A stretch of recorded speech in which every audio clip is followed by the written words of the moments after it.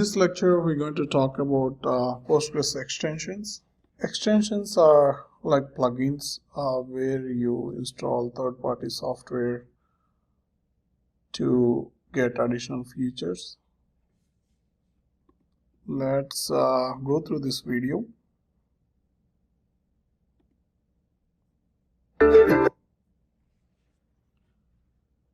So in this animation, you can see that there are different extensions or third-party softwares like Patroni, PG Backrest, PG Audit, etc. Some of them are extensions, some are not.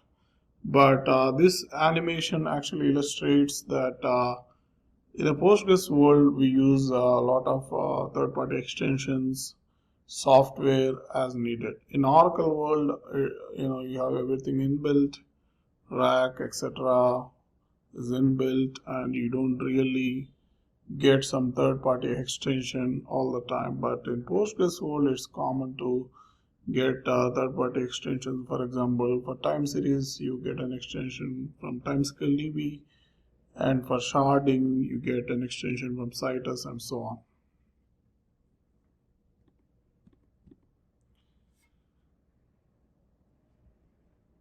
As discussed, extensions are plugins that provide additional functionality. For example, PG Audit for auditing.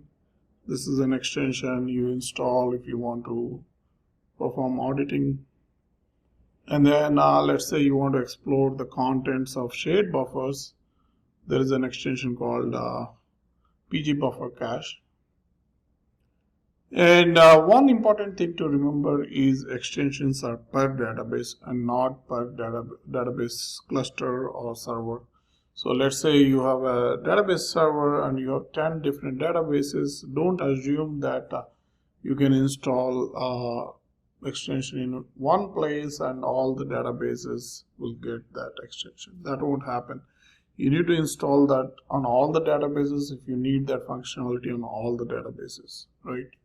So that is one important thing to remember. And also there are some extensions that come along with installation. If you have content package, there are a lot of extensions that come along with it. And if some extension like Timescale DB, for example, is not part of the content package, you need to install it separately. Now let us talk about an extension called PG Buffer Cache. Shared buffers is the caching area in Postgres, as we all know. And then let's say there's a performance problem and you want to check if a table is being cached properly or not. There's no default way to do that. You need to install this extension called PG Buffer Cache and then run some queries using that extension to find out the caching data about a particular table. So you install PG Buffer Cache and then you can investigate further whether a table is being cached properly, at what times it is cached and what times it's not being cached properly. So you can do a lot of analysis using this extension, and in the next lecture we're going to demonstrate the usage of this extension.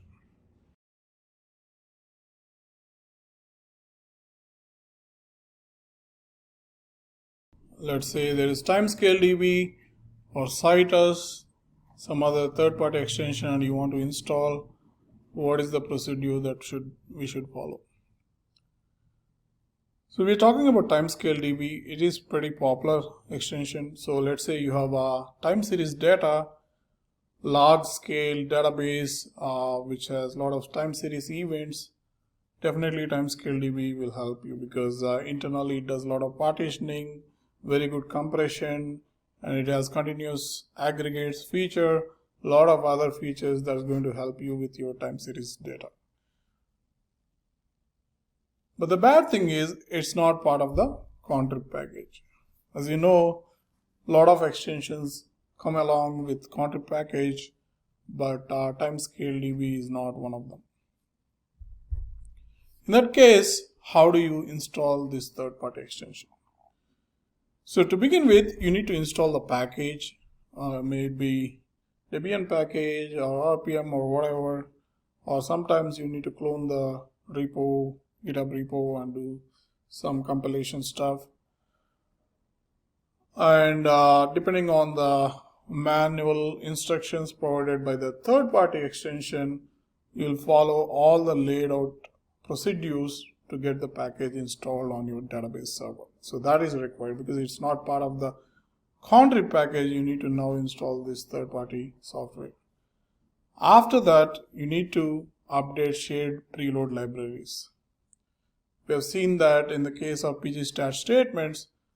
Similarly, here we need to update shared preload libraries configuration parameter in Postgres config and add this extension there.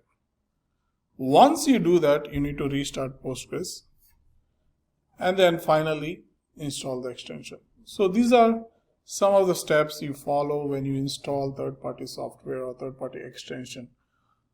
In this case, these are the steps required for Timescale DB extension, but let's say you are installing any other third-party extension, you need to go to their GitHub repo or manual, whatever they provide, follow the instructions there, because for some extensions the procedure might be a little different. So kindly follow the manual and add the extension. In the next lecture, we're going to demonstrate how to install Timescale DB on your database server.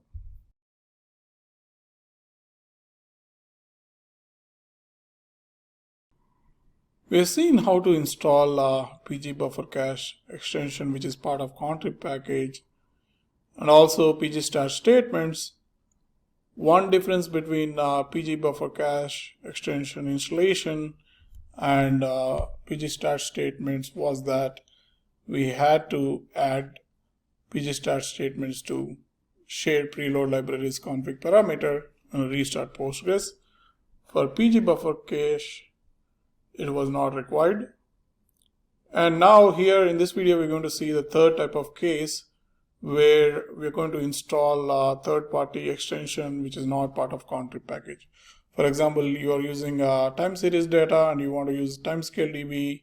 This is a third-party extension. You want to fetch it the package and then install it separately. So here in this document, you can see that in the first two steps, we are setting up the repo and adding key, etc. And then here in this case, we are installing the extension. So let's go ahead and run it. So we are skipping these steps because I already did that on this machine. And now installing the package using the apt method.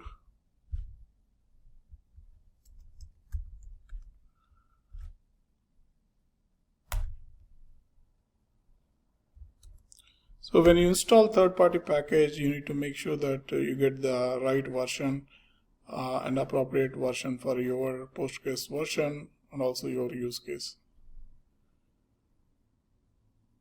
So now it's going to take few seconds. We added that package. Now let's see if we can install the extension. Create extension.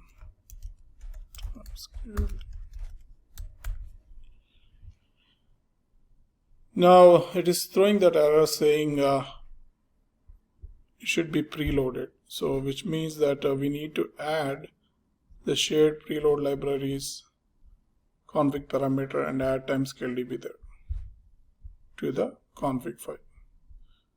So let's go ahead and do that. And also it will require a database restart after we add it. First, let us add this parameter.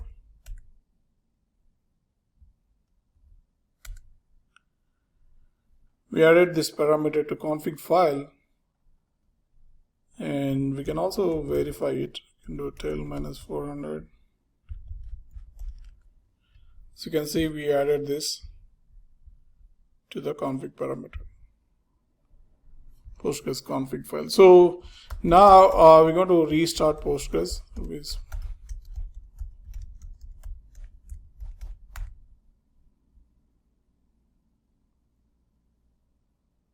So we restarted Postgres. So when you add an extension to shared preload libraries, most likely we would need a restart of Postgres. So now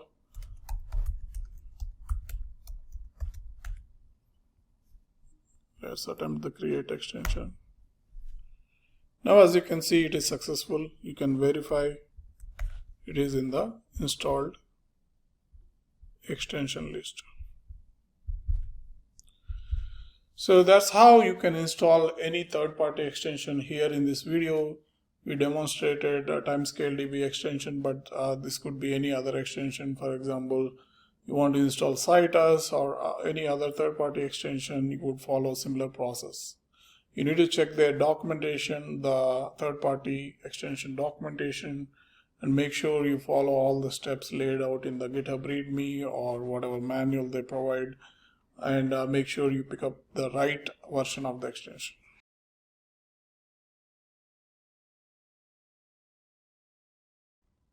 How many number of extensions do people use? So we conducted an online poll, and here are the results. Around 50% people said they are using between 3 and 5. And around 11% said 6 to 10. And more than 10 plus, some 10%. So I would say around 4 to 5 is an average based on the poll results here. But a word of caution here, don't keep on installing extensions unless you really need it. And also vet the extension, how popular it is, how are the reviews, how many years it has been used in production. There's several questions you need to ask before you just install any extension in production.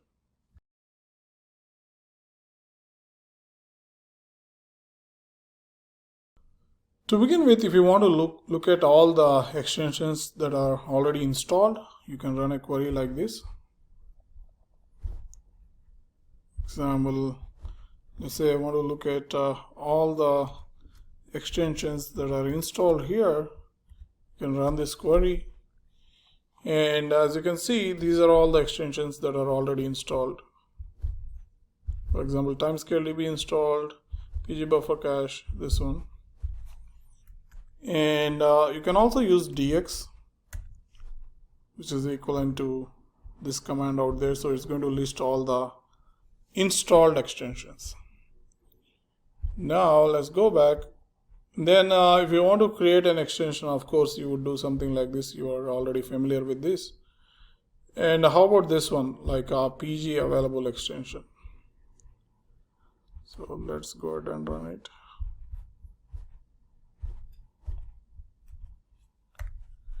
As you can see, it lists all the extensions that are available for you as part of shared the contrib package.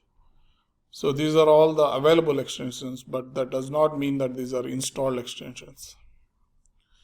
And one thing to remember is although these are available, some of them needs to be added to preload libraries in the config file. So for example, PG stash statements, we have seen that we needed to add it to shared preload libraries and restart Postgres before using it.